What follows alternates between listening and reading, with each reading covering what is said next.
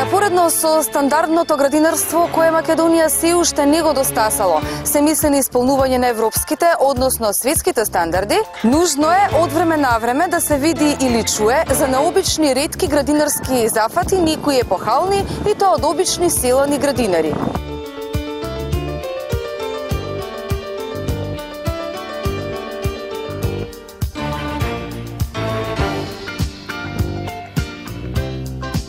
Поради недостиг на земја, во Јапонија е усовршен систем на садење на салата на вертикална плоча.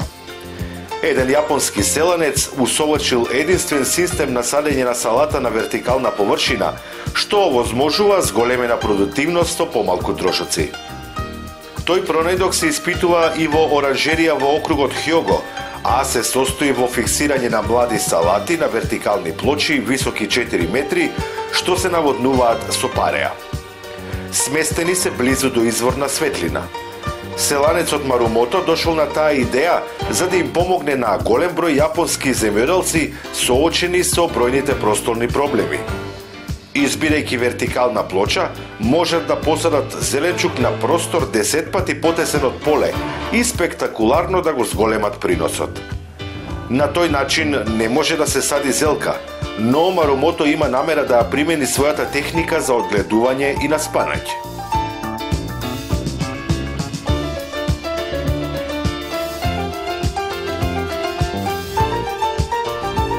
Најубавите работи се наоѓаат во мали пакувања, е позната поговорка во која секако верува и индискиот градинар Судрир Кетават. Тој успел да ја одгледа најмалата роза на светот. Таа му припаѓа на познатиот вид петите полие, што расте само 4 сантиметри. Розата која тој ја одгледал има само 2 сантиметри и е веќе влезена во Лимка книгата на рекорди, индиски пандан на Гинисовата книга на рекорди. Ја негував како да е мало дете. Пупката има помалку од половина сантиметар, а ливчињата се уште помали. Во стручната литература не најдовме податок за помала роза. Мислам дека ја одгледав најмалата роза на светот, вели Кетават. Диамантската роза, како што ја нарекол, сосема сигурно е најмала во Индија, а многу веројатно и во светот. Тој чека официјална потврда од Гинисовата книга на рекорди и ја чува розата како да е вистински диамант.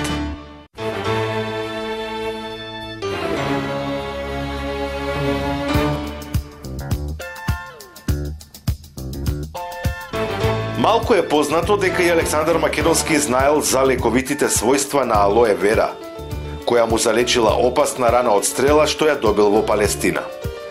Некои сметаат дека токму ова растение било причина тој да го освои островот Сокотра во Индискиот океан. Лековитоста на алојата се спомнува уште во Стариот Завет 6000 години пред нашата ера, а првите рецепти датираат од Месопотамија. Најдени се на глинени таблички. Фараоните ја сметале за елексир на долговечноста и таа е еден од мотивите на египетските цртежи. Клеопатра ја користела како козметички препарат, а се садела околу пирамидите. Војниците на Наполеон ги лечеле повредите со сок од ова растение. Индијанците го сметале за едно од 16 свети растенија, а кинеските лекари ги користеле неговите трнови за акупунктура. Во Новиот Завет пишува дека телото на Исус го премачкале со 100 литри балсам од алоја и мирта. Во периодот помеѓу 10 и 13 век, алојата станува општо прифатена во медицината на Европа, а на почетокот од 20 век во Америка, на Флорида, почнува комерцијалното производство. Се формираат насади, плантажи на алоe вера. Махатма Ганди пишува дека силата при постот ја црпи од 3 извори: вербата во Бога, едноставниот живот и растението алоe вера, што го запознал додека престојувал во Африка. И интересен е и податокот дека астронаутите кои се спуштија на месечината во 1969 година носеле во строго редуцираниот бакаш и крема од алоја. Според најновите сознанија, алоe вера содржи над 200 корисни состојки, меѓу другите витамин А, С, Е и Б, минерали и олигоелементи натриум, калиум, калциум, магнезиум, бакар, цинк, хром. Ензими кои го потикнуваат процесот на варење, ги уништуваат бактериите и действуваат антивоспалително.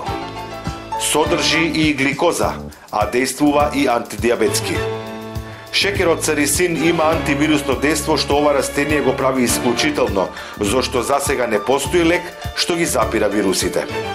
Од другите состојки може да се изделат и сапониите, чистачи со антисептични својства, салицилна киселина која има антибактериска действо и аминокиселини кои се внесуваат со храната, а се неопходни за функционирање на човековиот организам.